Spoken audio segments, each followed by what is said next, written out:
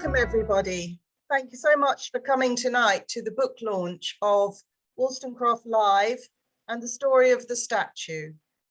We decided to publish this book because there's so much interest in the statue, which is a memorial honouring Mary Wollstonecraft, and also because the play that was performed several times to help raise money for the statue and raise awareness of it is an incredibly original piece which tackles the subject as an experimental way, which is very much in line with Maggi Hambling's approach to the statue. So I'm going to ask the panelists tonight to introduce themselves. We've got the author of the play, Kaethe Fine. We have the director of the play and also a member of the campaigning committee, Anna Birch. Hiya. We have Richard Reza, who was also a member of the committee and one of the major donors to the campaign. And Alistair Gavin is here tonight to share with us much of the media that was collected over the course of the 10-year campaign.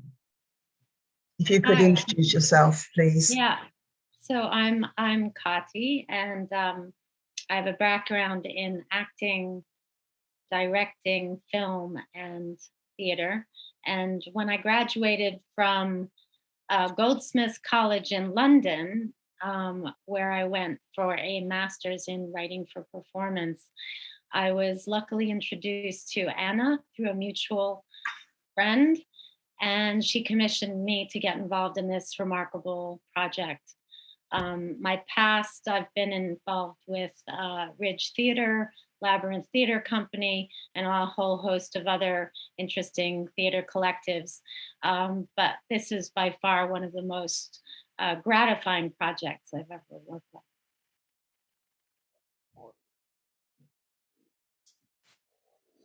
Alistair, would you like to tell us about yourself? Yeah, hi, I'm Alistair Gavin, composer, sound designer, keyboard player. Anna and I have worked together for a very long time. I think we probably first worked together with Cheryl, who's also here, on Prison Baby. Was that our first? Yeah, that was first. Yeah, in the midst of time, in the sort of proper London fringe scene that was. And yes, I'm got a particular interest in sort of site-specific theatre, and also I did an MA only a couple of years ago in scenography, where I explored the sort of broadly the authenticity of sound in theatre. So just the idea of what makes sound feel authentic, whether it is or not. How does it feel authentic, and also the idea of layering, using sound as a layering to add dimension to a performance, really. I could go on, but I think I better stop. Richard, can you tell us about yourself, please? Yeah, well, I live locally. My name is Richard Reza, and I was a teacher for a long time, and I now run several organisations, such as the UK Disability History Month, which launches next week annually. And I did research, and was my particular interest when I was teaching was social geography, and I'm always interested in how the landscape, the urban landscape, does not really reflect the activity that went on in it. And I think this whole activity today is actually bringing out from the shadows the activities that have gone on in this particular piece of urban space. And I'll say a little more about that later. Thanks. Anna. So it's great to see you all. And as a theatre director and artistic director for Fragments and Monuments, I've been privileged to work with Kaethe and with Alistair. And Kaethe was living in London, and a family member introduced us. I was trained at the Royal Court But when I was at Central St Martin's, I started doing much more site-specific work. And working with Kaethe, we were able to bring this site-specific multimedia performance to Newington Green. I'm a resident of Newington Green. I live just around the corner.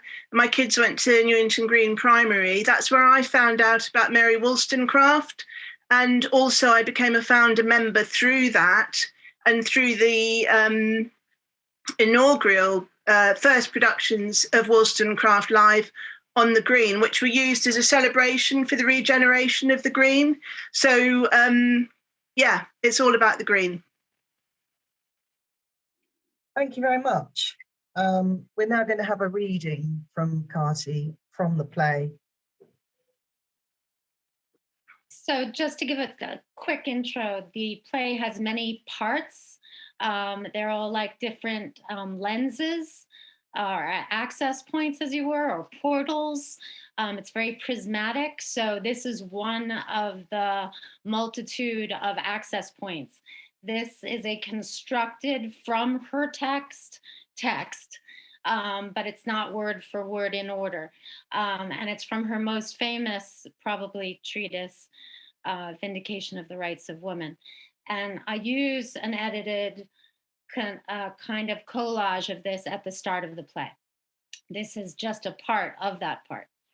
And I'm jumping in the middle, actually.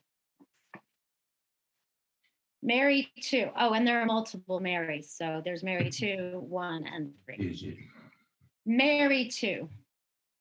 Women are told from their infancy and taught by the example of their mothers that a little knowledge of human weakness, justly termed cunning, softness of temper, outward obedience, and a scrupulous attention to a puerile kind of propriety will obtain for them the protection of man.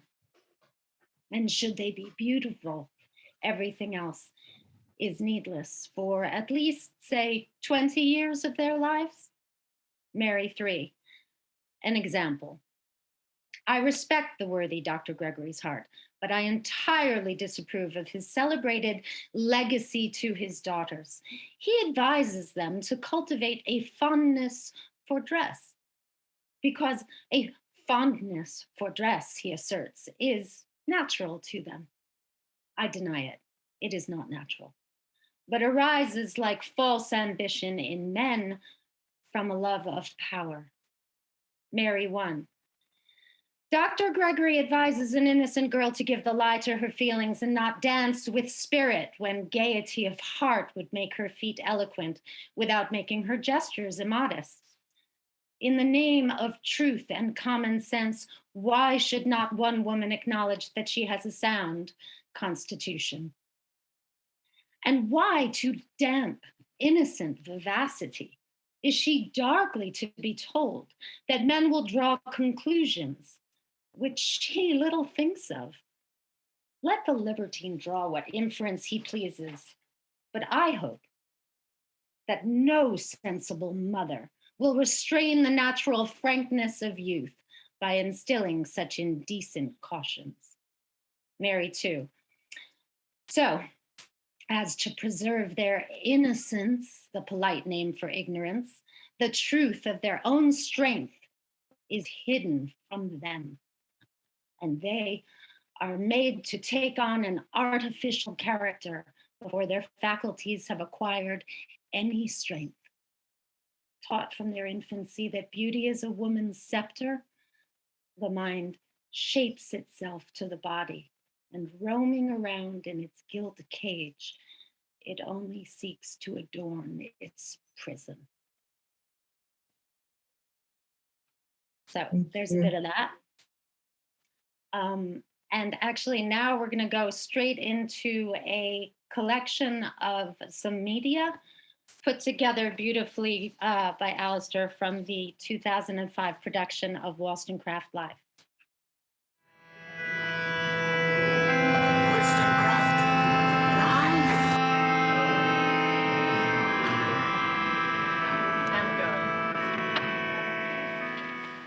Rosalind Phillips.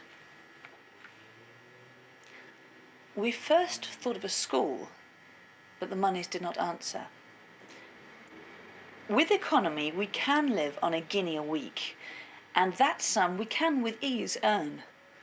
The lady that gave Fanny 5 guineas for 2 drawings shall assist us, and we shall be independent. Catherine Vanez.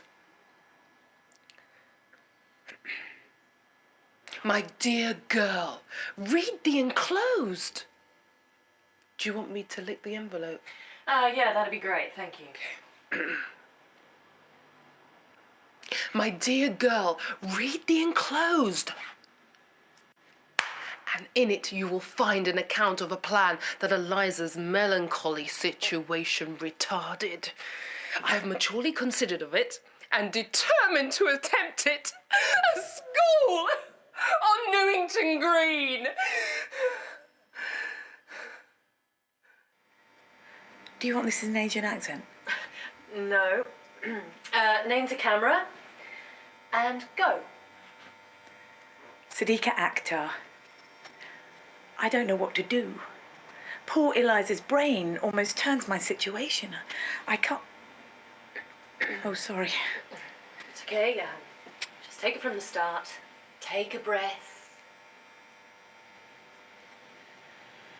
Sadiqa Akhtar. I don't know what to do. Over here is quite good as well. Some of you can sit over here. Just a few notes. Now, for those of you who are unfamiliar, when we come to it, I will say rolling, sound, speed, action, and at that moment, you have to be very quiet. Yeah? The shot we're setting up for lasts for about 4 minutes, which is quite long. Where's the... It'd be a privilege. Yeah? Yes, I'm here for you. Can you check me on these lines? Yeah. Yeah. Wow. Ooh, pressure, huh? Sorry. Yeah. No, it's the least I can do, you know. It's the least. Yeah. So, what? Go ahead. You want me to?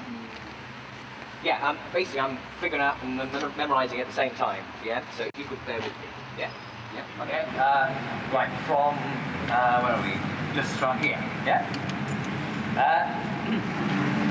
And she engaged herself too minutely and too deeply.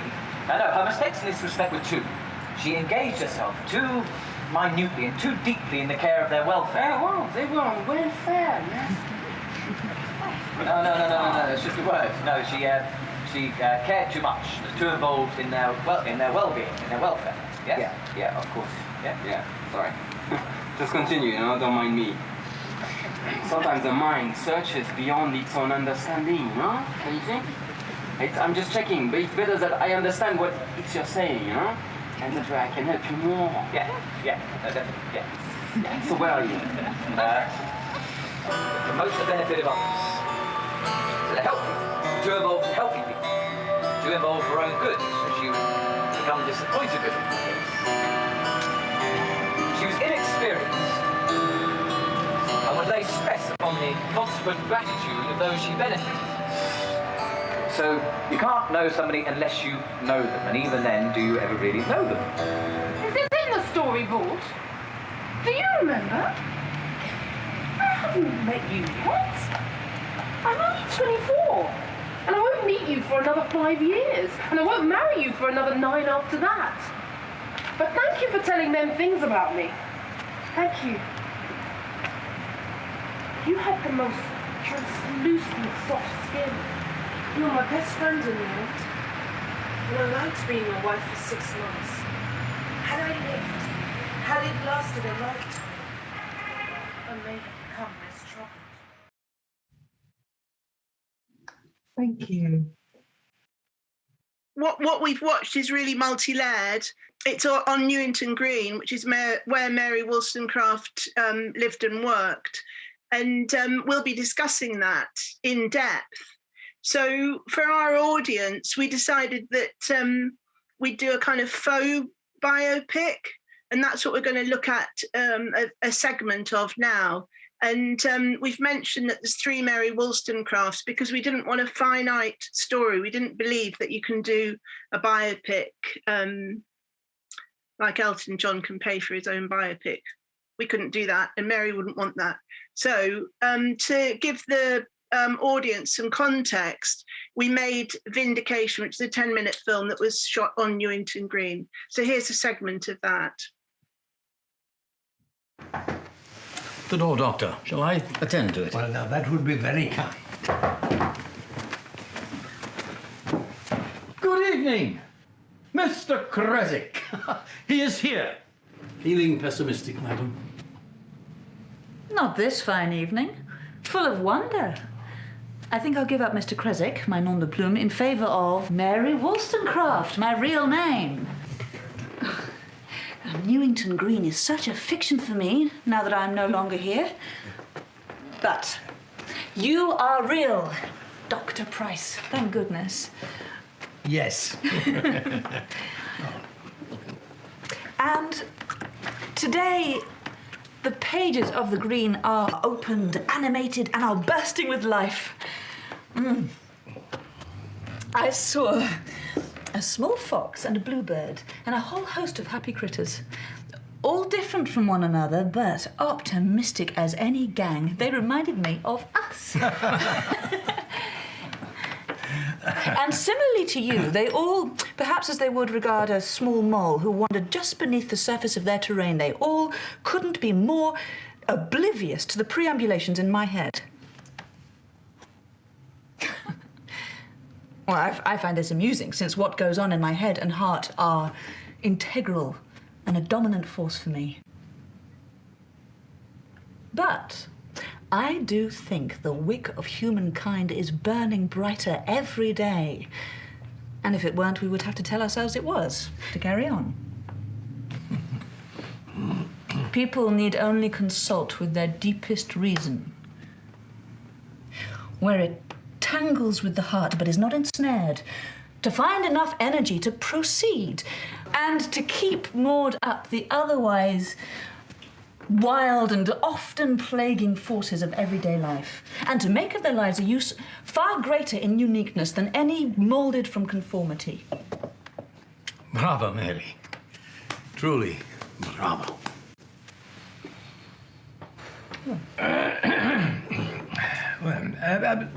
Godwin, do I have the pleasure of introducing you for the first time to Mary Wollstonecraft? Pleasure is mine. Well, that was certainly a different take on the same subject matter, wasn't it? Thank you so much for that, Emma. I think we'll go into some questions now for the panel about the play, and then we're going to come on to talking about the actual campaign and statue later on. So the first question for everyone is, how was the play conceived and how did you work together on it? Shall I kick off on that? Okay, so Fragments and Monuments Performance and Film Company, we are site-specific, we're multi-layered, we use media, and we reveal hidden histories of women that have been erased from our histories. And we're very keen to encourage ownership of our own history, really. So the plays by Carol Churchill, Top Girls, who many of you will know, and also The Dinner Party by Judy Chicago were inspirations to the way that I work.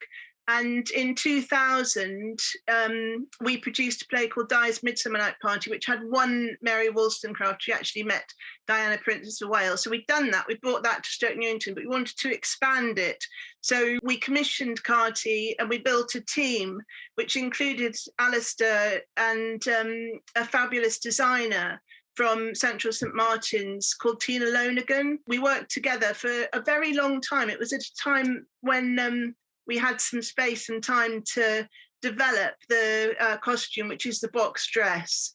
And that was in response to drafts of the play as it was developed by Kaethe Fine. And as it became obvious that the costume element, the critical costume, which kind of creates an argument about Wollstonecraft and her writing, we engaged a choreographer called Sarah Rubich, who's here tonight. And I just want to put three sort of tent pegs down. And these are ones that we kept on going back to. From my experience working on film and television, I thought the performativity of what was happening backstage often competed with what was happening front stage. So we've kept that going. We're very interested in everyday life. We're very interested in the site as a performer, and also the audience as a performer. So when you see this footage, we were actually, the dramaturgy, the content, the storyboard of the footage was intended to make a statement about the audience and the history and the space. So having worked many years on films, I had a particular interest in the antics of film power structures and the role of women in film, and also the sense that the chaos as it progresses always ends up with this final product that's so sort of prim and perfect and constructed. And so I really wanted the film that was apparently the film that everyone was making to be that kind of classic Hollywood biopic with the subdued lighting and, the hushed tones, and that whole period vibe was really important to me, and that it be a really strong historical moment of the Godwin-Mary meeting in order to give context. So I sort of tried to imagine what she would say, what her disposition might be, and it was very interesting to try and piece all of that together. So as you can see, the chaos of the film shoot, the casting reels, the final product that you kind of glean, the vindication that she wrote, all of these things come together in a kind of melting pot of understanding. So you're implicated as an audience member to really construct your own notions and then use your curiosity engendered there to proceed to discover her and not just take our word for it. So I'm really into that idea that audiences can be implicated and co-creating things together. And I think Anna and I really saw eye to eye on that. And we were constantly excited by messing with sort of perfect narrative storytelling and throwing it up without boring anyone. That was the amazing thing. It was a really entertaining idea. It didn't need much in terms of a sound scenographic kind of angle. Didn't need much conceiving from me because we had a really perfect setup. Newington Green, this space in basically in the middle of a roundabout with traffic going around it all the time, as you can hear in those clips. Newington Green by the church where Wollstonecraft actually worshipped and put her school, and setting it as a film being made. So you've got all the technical stuff. You've got all the flight cases, the boxes on the wheels, and the sexy sort of gear sitting around, and you've got the audience sort of milling about, moving from scene to scene, and really being the sort of audience you would get at on a film shoot.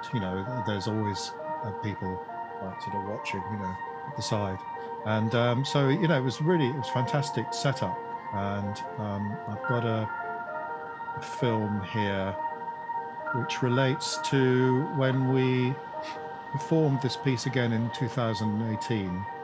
The main difference being, instead of being on the green, it was in the church. But I wanted to bring the green into the church.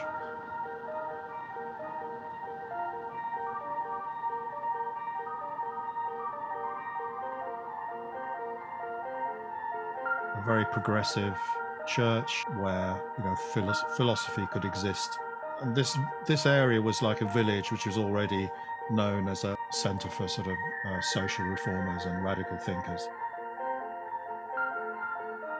I think I'll hand back to you, Cheryl, for the next question. Thank you, Alistair. Yes, it was interesting to look at the green without the statue, wasn't it?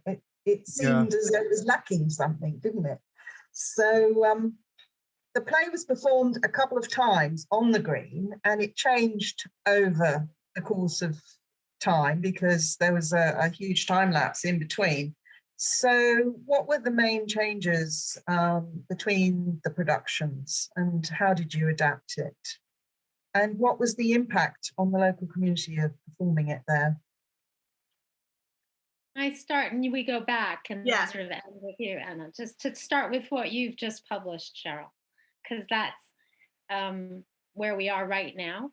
And I feel like what's happened now is a real a kind of a coalescing of all of the time that's passed and all of the tributaries of information. And I think for my purposes as a dramatist, I really wanted to realize it fully as a play without relying on the site specificity to be required.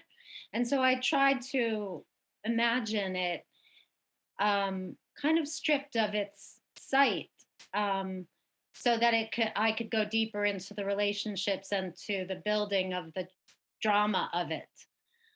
Even though the site plays a large part in the telling of the story within the script, there was just a lot of deep thinking I had to do to kind of rebirth it as a play in print.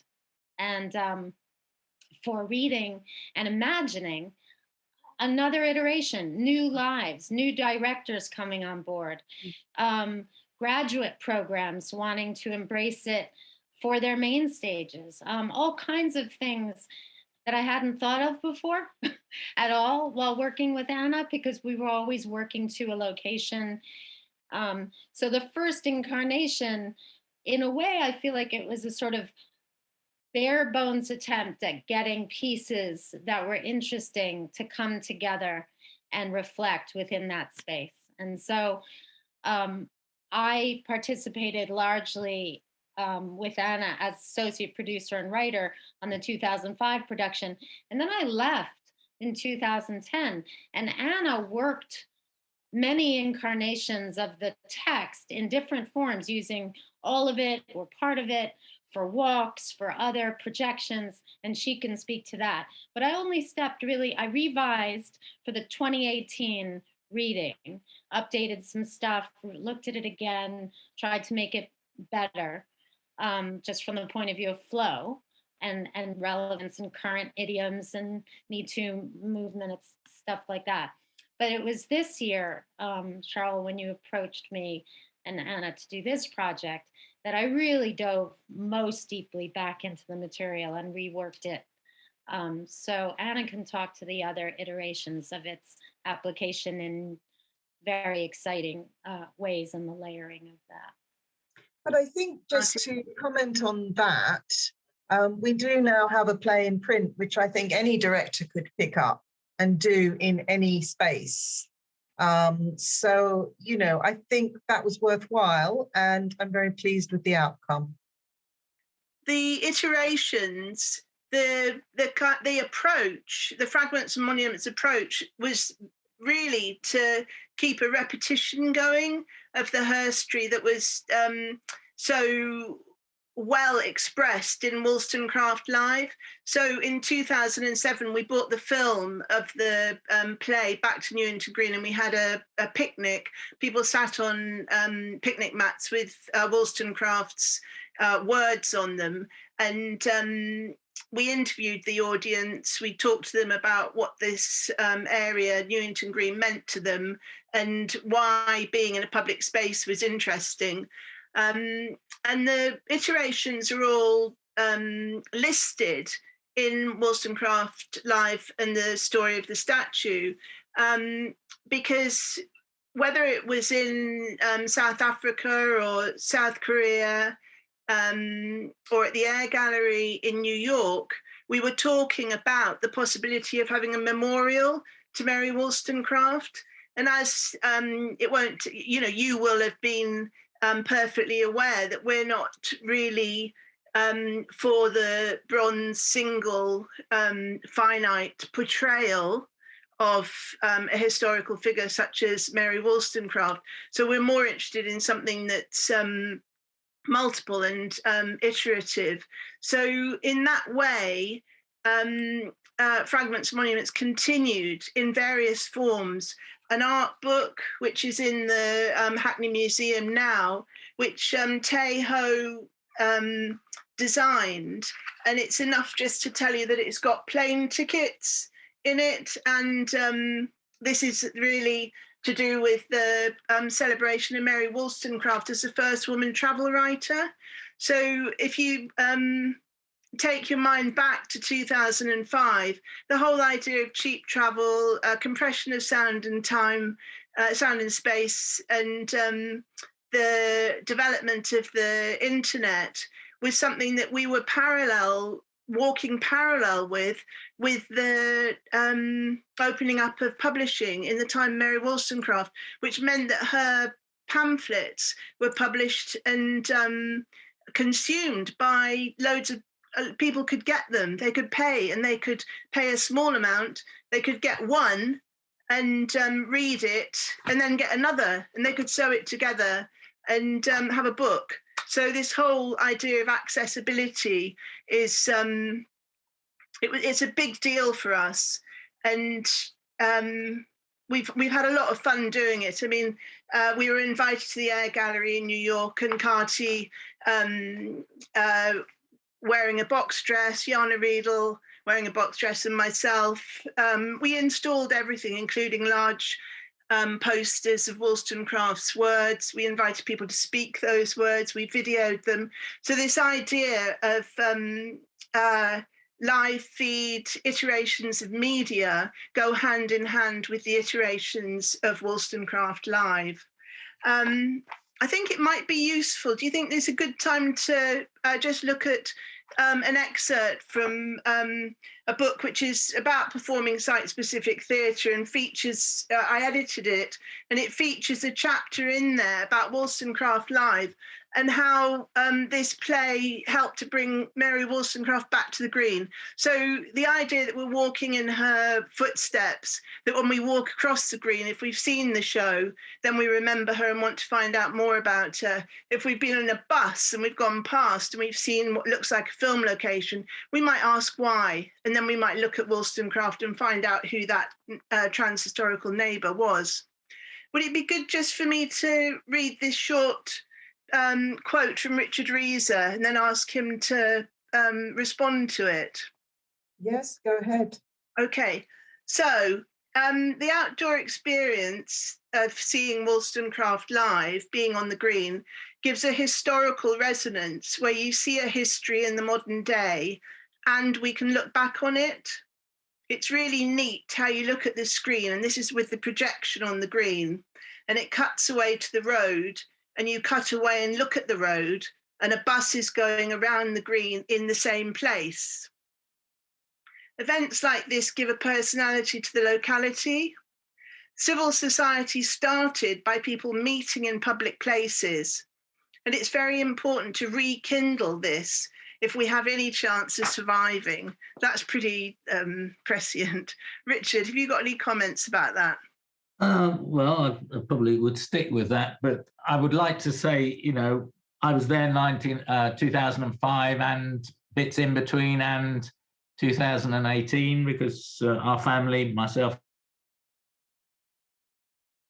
from the Newington Green Action Group, and it was only, 10 years before that Newington Green was a place that people didn't go, where there were drug addicts, alcoholics, and kids couldn't play there. The playground you saw as we swooped round wasn't there. The cafe wasn't there.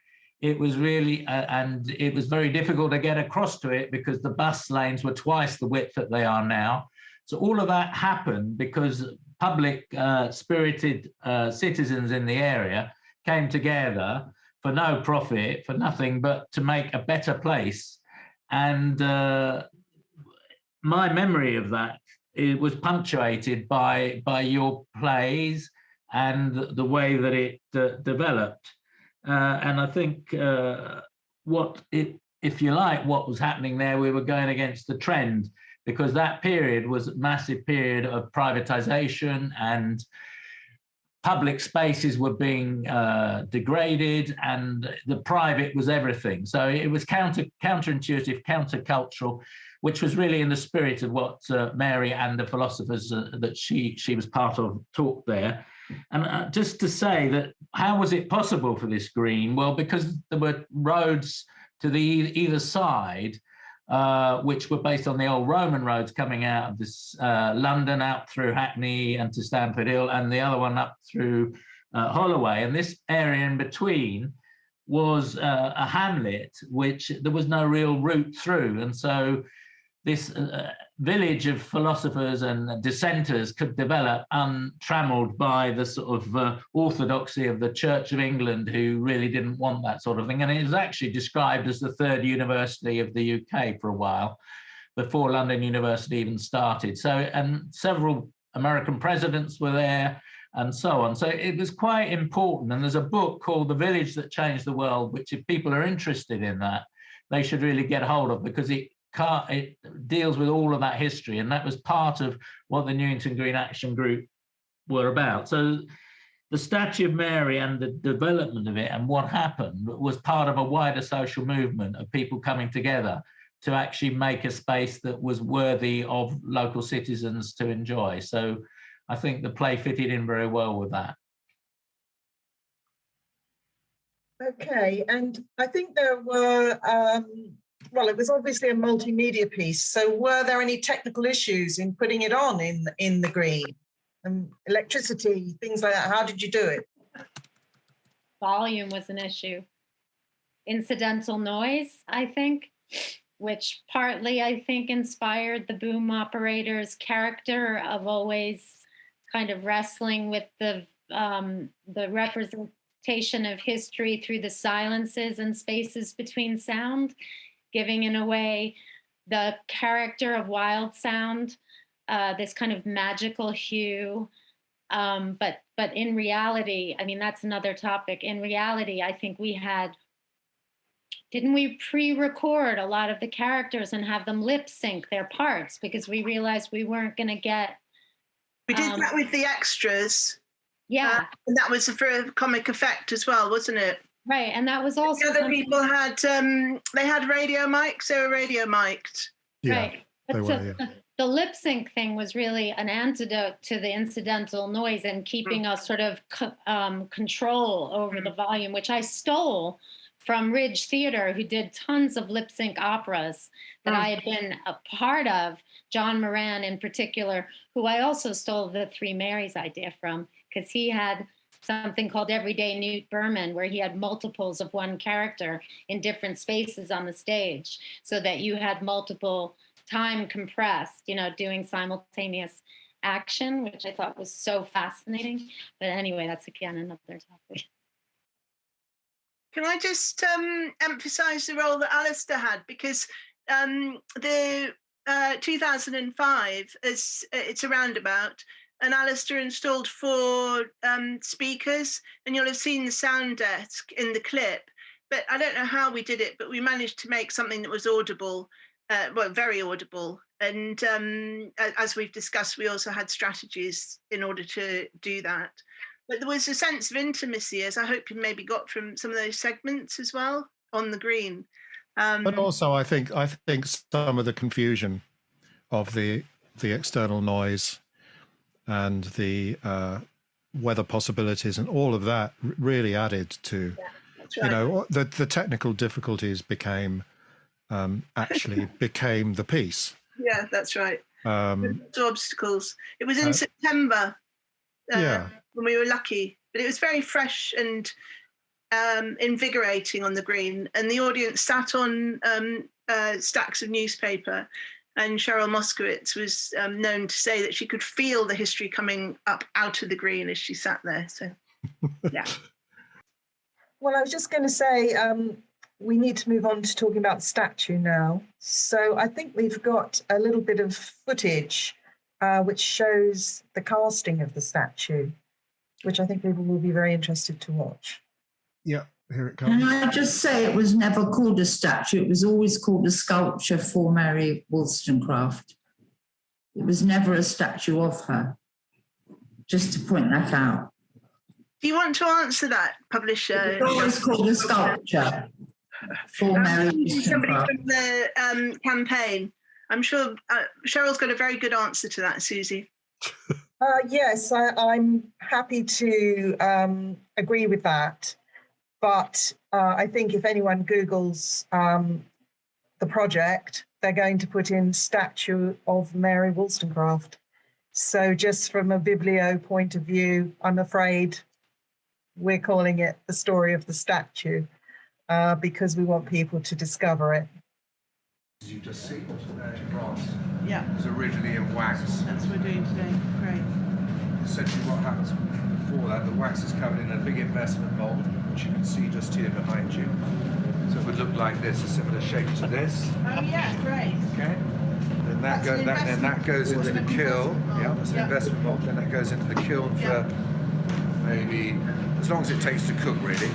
Could be a day, could be 2 days, depending on the size of the mold. Okay. Once it's all fired up, we come to this over here.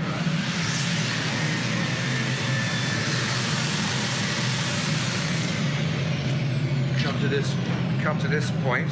Right. So you can see all the wax is now being cooked out and collected. The mold's fired and ready to have the molten metal poured into it. Molten metal over there, great. So back to basic hand.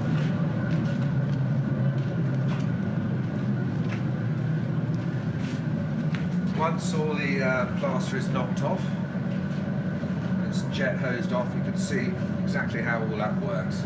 Metal comes down through the cup in the top, through all these feeder runners, and the air vents. So as the metal goes in, the air's obviously got to come out, otherwise you get an airlock, leaving you with a very big hole or sort of miscast. Then from this cast, it's then cleaned up. This is sort of partly finished. There's probably another 2 or 3 days work on that to get it absolutely perfect.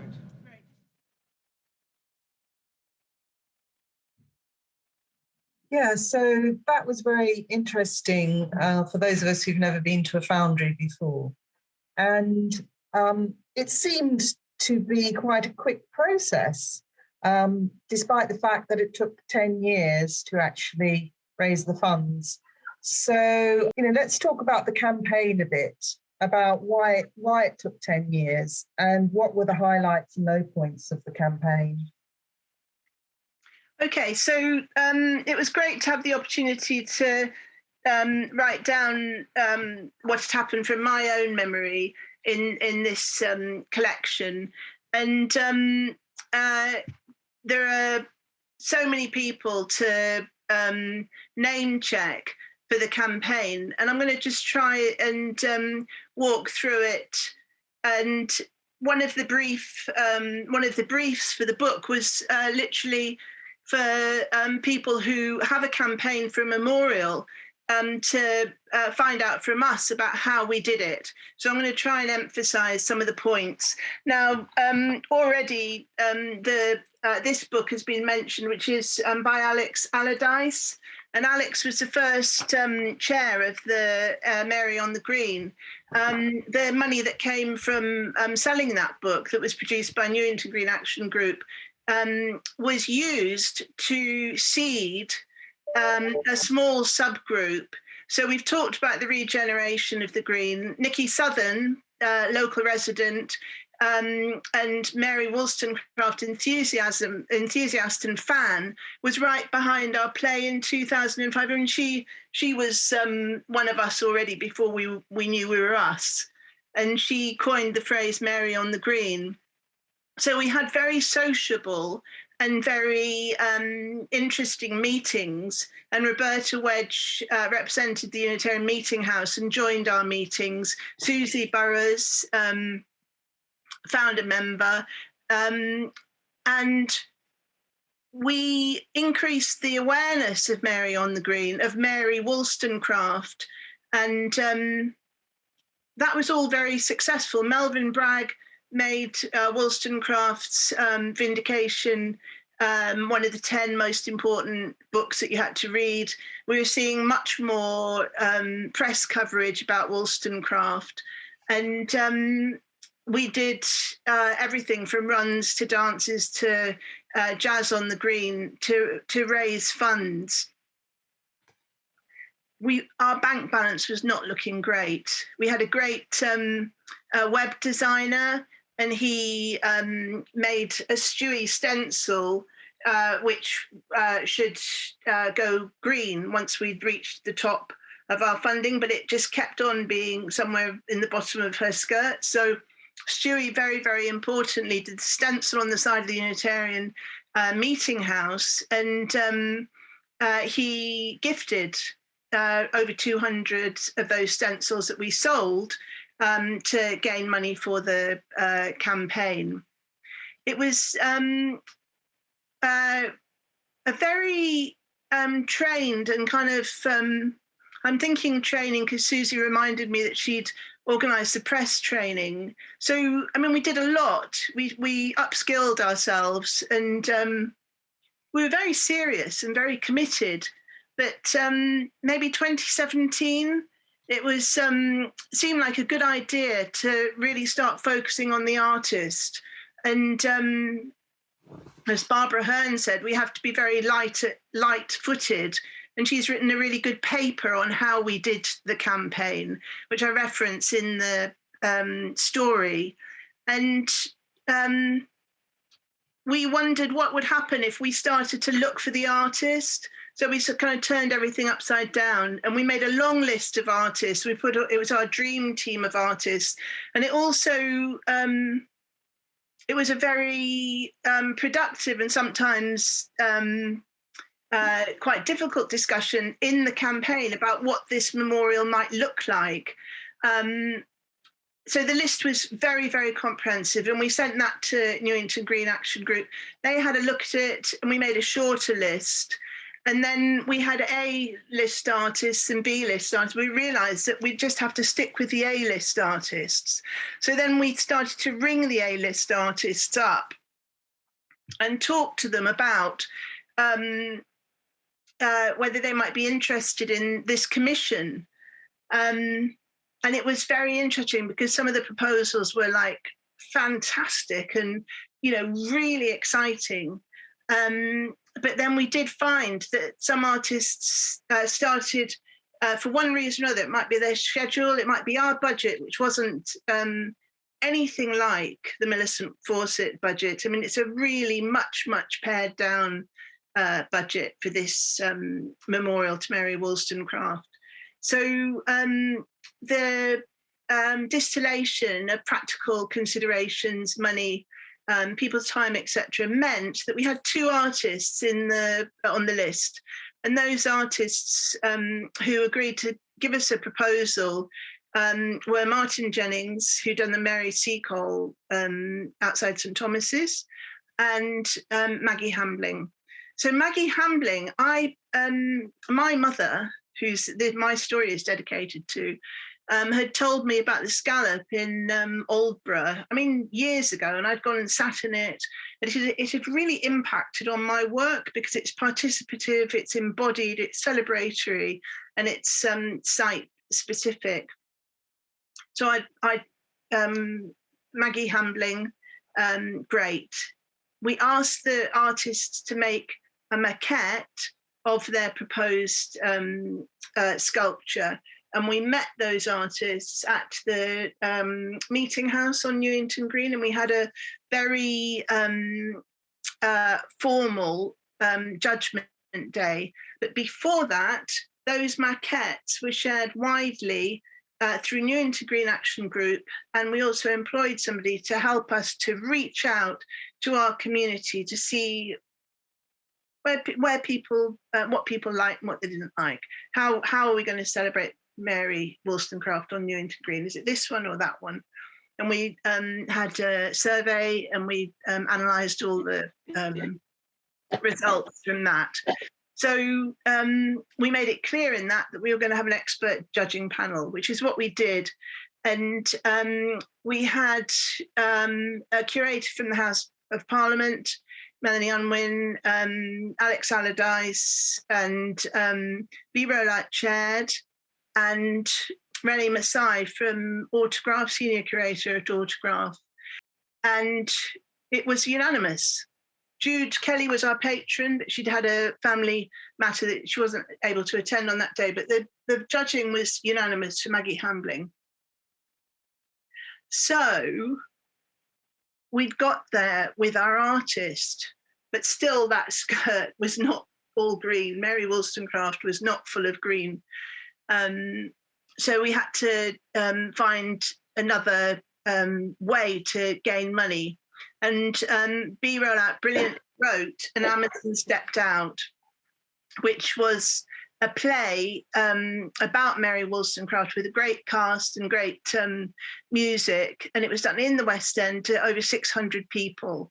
And it was that play that brought us over the line, gave us that last bit of money from a donor. And that donor, I think it's all about timing and also profile. So that donor was celebrated in the West End at the theatre with this great play. And that brought us over the line. So we were able then to press the green button for Hambling.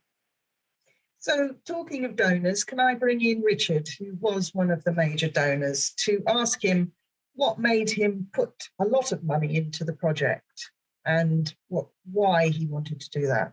The highlights for me were the projection on the House of Commons, where I was on the bridge with our two local MPs, Jeremy Corbyn and Emily Thornberry. And soon after that, something appeared in the garden. We thought, well, it's only going to be a short walk now to get the money, because clearly the founder of feminism needs to be celebrated, and there was no statue of her anywhere. And so I, at second hand, because my partner was on the committee, she kept coming out and said, well, the money's going up very, very slowly. This went on for years. And it was quite depressing, really. And so in the end, I said, look, come on, we've got some savings. We can put some money in it. We're both teachers, so we don't have a lot of money. But we decided that it was important to put some money in. So we put two lots of 5,000 in because I thought that all of this effort should not come to nothing. And that was before the play and before this final thing. It didn't look like we were going to get there for a long, long time. But I felt it was absolutely essential that in the place where, in many ways, Mary formed her beliefs and her philosophy and honed them, was able to argue with the upsurge of rational thought and the French Revolution against its dissenters, people like Burke and so on, and win the argument. What was important about Mary was she didn't know platform people, as is the fashion today. She would argue with them and win the argument. And that's really an important point that needs to come out of this history. There's no good those who want progressive things to deny debate and argument, because it is actually counterproductive. Mary never did that. She always argued with everybody and wrote a huge number of polemics. And I wanted that supported. And I also felt in the social geography of the Green, it was really important. We've heard about the Unitarian Chapel at the north end. At the south end was a council block, but that was on the site of Mildmay House, and the Mildmay family were slave owners, and the money that they got to build that house came from slavery. And then they later sold off the estate, which was the whole of the area south of that, which is the whole Mildmay area, which was developed in the 1840s and to 60s when the railway went through. And that contrast of development and so on needed to be in a historical context of someone like Mary, who had a fairly short life, but also was a beacon of rationality in very difficult circumstances. She herself was a disabled person most of her life, suffering from melancholia or depression and fighting it through argument of pure thought and actually fighting through it. And I think that's very important. And as the coordinator of the Disability History Month, I also think it's important to discover many of the disabled people who lived through history when we didn't focus on these things. They just got on with it or went by the wayside. So for all those reasons, I wanted her celebrated and was prepared to put in a substantial amount of our savings to make sure it happened. Here, here. Good clap.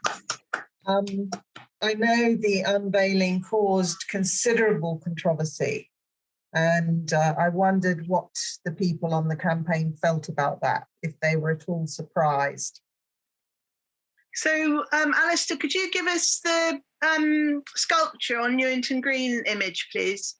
So the controversy, where we got to was that the green light had been pressed, but then 2020, of course, we go into the pandemic. The working group had to keep on changing the unveiling for the sculpture. And in the end, this sculpture was unveiled a year ago today. Now, I'm going to go into the controversy, but I just want to use this slide just to show you that the artist Maggi Hambling has placed the sculpture within Newington Green, within the plane trees, and these bulbous features reflect the place where she chose. And those places were selected by Alex Allardyce, and this particular place means that you can get the Unitarian Meeting House in your photograph. So you've got this rather wonderful juxtaposition. But Hambling is really an eco-warrior. So this piece is an organic mass. I was there this morning and I gave it a bit of a polish, and I was looking down here, and it's just like a glacier. It's very Frankenstein, but it's very, very alive. It's very, very organic. And out from the top emerges this figure of a woman. And basically Hambling is completely committed to the progress of women and feels that there is such a long way to go.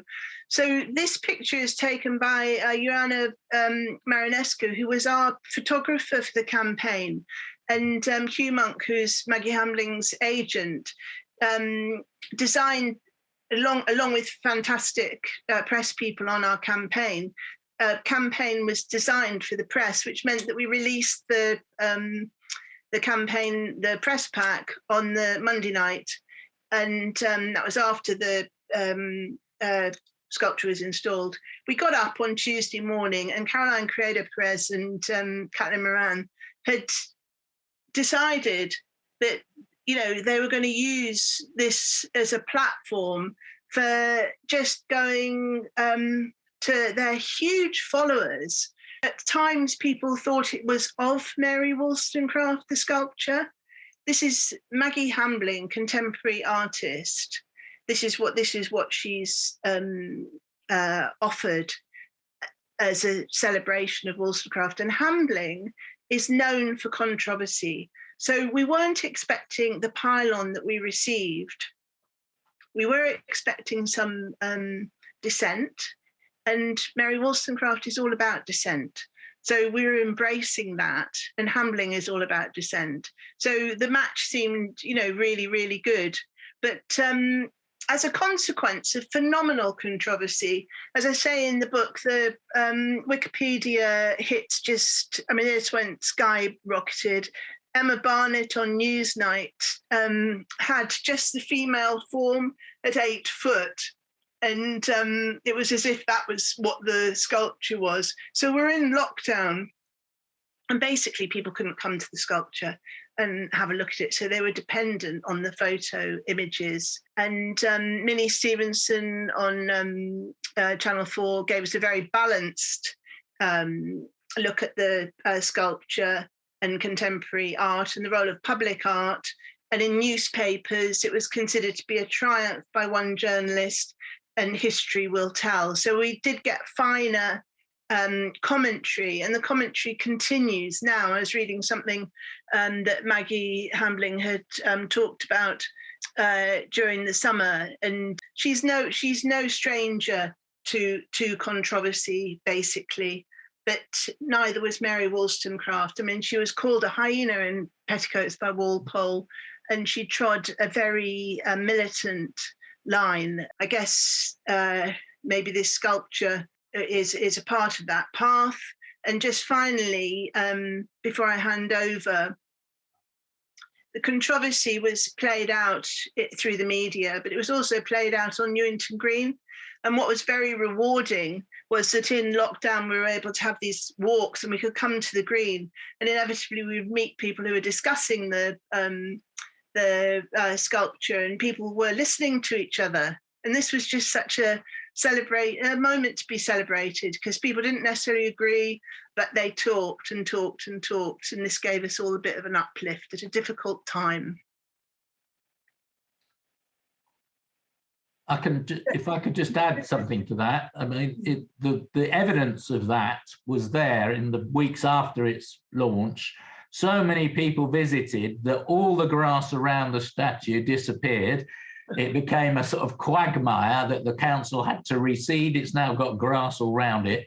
But there were all sorts of debates and arguments going on. And that surely is one of the purposes of public art, to raise that discussion. And, you know, from my point of view, and it was the point Susie made earlier, it is not a statue of Mary Wollstonecraft. That was where one of the big confusions were. It's a sculpture for Mary Wollstonecraft. And Maggi Hambling describes the mass that it comes out of, yes, organic, but also all of the struggles of women over millennia against the patriarchy to actually have their own rights and say. And she visualized it like that. Many other women didn't think it was right to use a woman's body in that way, but Maggie's view was that was her way of presenting it. And, you know, if we commission artists, we should actually go with what they come up with. And obviously, we've just recently had the audit of statues in London by Sadiq Khan, which showed that there are more statues of animals in London than there are of named women. So this is an ongoing project for many women around the country and men who are working towards righting the imbalance in public statuary. Would Susie like to say anything as one of the organisers about the controversy and the impact that had on everyone? Well, I wasn't meaning to, but I think people misunderstood it a lot. But also there was a whole group of feminists, well, they said they were. I'm a feminist and I don't agree with them, sort of trying to cover her up at one point. And I thought, what's wrong with a female being naked? However she was shown, that figure, somebody would have complained about it. I mean, you know, if she'd been enormous, they'd have complained if she was disabled or not. So I thought that was Maggi Hambling's design, and that's what she'd agreed, and I thought it was fine. And I remember Richard was arguing with some women on the green at one point who had covered it all up. And he was trying to explain, well, they said we hadn't talked to anybody about it, which of course we had, which Anna said much earlier. We'd surveyed endlessly the local population. But when Richard was winning the argument, one of these women turned to him and said, well, you're a man, I'm not talking to you. And he thought, but you've been talking to me for 10 minutes and I was a man 10 minutes ago. So I thought that was quite funny. But yeah, I think Bea handled it very well, and I think the statue is really beautiful. And some women had suffered abuse actually wrote and said to us how they found the statue very empowering, and they were very pleased with it. And they wrote that because I remember sending that in when we had to send in comments. And what do you feel now? Do you think the 10 years struggle to erect it was worth it? Oh, yes. But I was with Richard. I couldn't understand why we didn't get the money. We had all these people signing and saying they agreed with it, but they didn't put the money there. And I've had exactly the same experience 4 years into the Virginia Wall. Why were they all saying they all supported it? And lots of them were quite well off, much better off than Richard, who gave all that money. So I was quite, you know, I completely agreed with him when he decided to give that money. Thank you. If I could just add one more thing. I mean, one of the things that I've been raising with the Newington Green Action Group over the last couple of years, but it's been held up by COVID, is that because we now have the statue and the link with the Unitarian Chapel and the historic setting of the Green, that we should try and start a new festival of dissent on the May bank holiday weekend, because of course the 1st of May is a very important date in the calendar of all dissenters, the Bread and Roses strike in America, and many other things. And so we're going to try either this coming year or probably the year after to have 3 days of debate around all of the issues. And there will be debate. There will be no space for no platforming people. There will be a place for debate where everyone can speak their mind and talk. And that, to me, is the only way that we will get through the coming period of the various crises that we are facing. And of course, there are some people who I don't think we would welcome their debate, racists and fascists, but others, I think we would want an open debate to be going on around all sorts of areas that need to be discussed. And people need to stop moving, looking at sound bites and Twitters and start reading and getting to grips with the real issues, perhaps starting by reading some of Mary's works. They are quite hard, but there was huge clarity of thought in them. So I think in her tradition, we need to really do this. Thank you, Richard. And in that spirit, I think we should open this discussion now for questions to anyone who's been watching this this evening and wants to actually ask a question or make a comment. I'd like to make a comment, if I may. I'm Bill Earlbaum. One of the most intriguing questions is the issue of the allocation of honor, the granting of honor, of social honor, or the withholding of social honor. How does honoring her help us with the project of living a life in 2021 in the world that we have now? Well, as I said earlier, there was an audit done of the statues in London, and it seems there are more statues of animals than there are of women of achievement. So I think that answers your question, that those who have chosen whom or what we should honour are making a selection which is very biased and discriminatory. And women certainly have lost out in the last however many years we have been honouring people. Would anyone else like to comment on that or answer that question? Can I just say that actually she wasn't a safe bet? No, that's right. She was not safe at all. She was maligned by loads of people. She went through history. You know, she had her husband, after she died, wrote a book about her which totally maligned her. So she wasn't a safe bet. She was really radical. Millicent Fawcett was far safer a bet. So I would say that it's very important that there's a statue of Mary Wollstonecraft. The story of the sculpture is a really long one, as we've tried to say. And I mean, there's lots of stories, but one could be that we went to people in the city, women in the city, and because Wollstonecraft hadn't actually lived in the city within those boundaries, they wouldn't honour her with a sculpture. And we found time and time again that being outside the city walls and not in Parliament Square was not going to assist us, because if people put money into something, they want it to be in a central city place. I just want to note that Lil Warren is here, who runs a local arts company, and she Unity Arts, and she was saying about the sculpture on the comments that a lot of people who were very vocal about it hadn't seen it. So you have to really take that on board. The Wollstonecraft Society is a charity that reaches out to young people in the footsteps of Wollstonecraft. So that's alongside this memorial. So we're really about reaching out with the philosophy and ethics and values that were around Newington Green and other places during that 18th century extraordinary period, really. I think it's true to say that the the power structure in any society is reflected in the art that it commissions, and therefore, in going to get someone who wasn't valued within that structure, you're always going to have a struggle.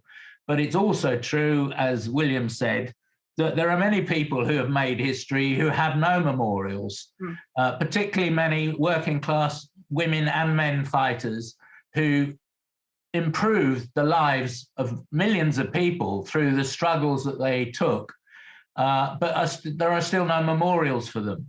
And that is the reality of history. And I think it was the philosopher Karl Marx who said, the history at any one time is the history of the ruling class. So who makes the history of the non-ruling class? Well, that's for people to struggle to make. We did it here for a woman who inspires feminism, but I think there is plenty of room, as we've seen with the controversy over Black Lives Matter and getting rid of slave owners like Coulson and putting alternatives up, that there's plenty of room for bringing other people in who weren't part of the power structure. And I think that dialectic and debate will continue for a long time. Thank you, Richard. Would anyone else like to comment on that question?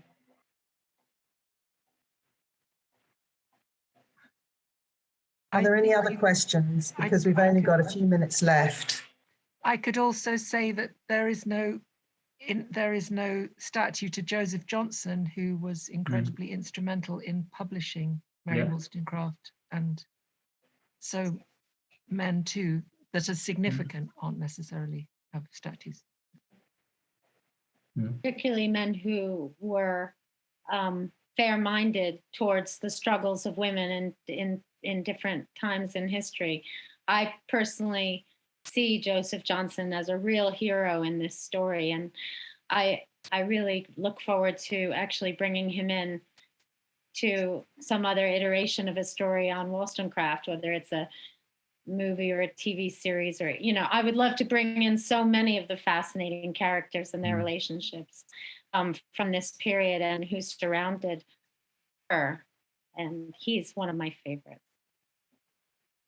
I guess the thing to note is that we're now really thinking about this, aren't we? We're thinking about who we do honour in our public spaces and recognising that the people who've been honoured are not the people we want to honour anymore necessarily. And that we need to honour other people. We need to honour women, we need to honour disabled people, we need to honour Black people.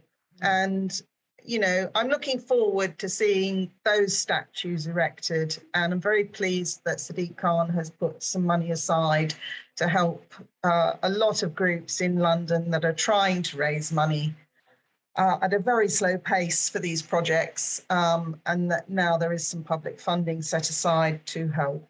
So, you know, maybe in a couple of years, we'll see some more diverse statues being erected in and around London to better represent who we all are and what our values are. So would anyone else like to comment? Because otherwise, I'm just going to say thanks to everyone and draw the evening to a close. Thank you. Thanks for coming. Lovely to see everybody. Thank you. Thank you all. It's been a fascinating evening. And if you'd like a copy of the book, do get in touch with me and we can send one along to you. So take care. Thanks a lot. Bye. Good night for now. Bye-bye.